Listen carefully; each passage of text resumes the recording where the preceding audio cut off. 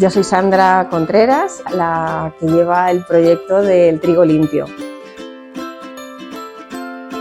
Comencé este proyecto porque me encanta hacer cosas con las manos y me gusta el mundo de la salud y me gusta la ecología. Este proyecto englobaba todo aquello que a mí me motiva y creo que es hacia donde habría que ir. Recuperar un oficio antiguo, elaborando pan con mis propias manos y llevándolo a la gente que se quiere cuidar y que le gusta la salud, la ecología, el desarrollo sostenible. Me gusta pensar que estoy aportando mi granito de arena y hacerlo todo en un lugar como es Sot de Xera, en un entorno espectacular de naturaleza. Entonces ya es como que se cierra el círculo de todo lo que yo buscaba.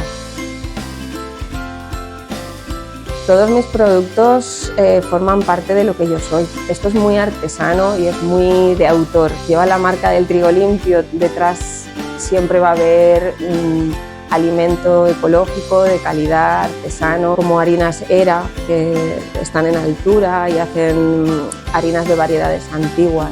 Rincón del Segura, que llevan toda la vida, que lo hago con todo el amor del mundo.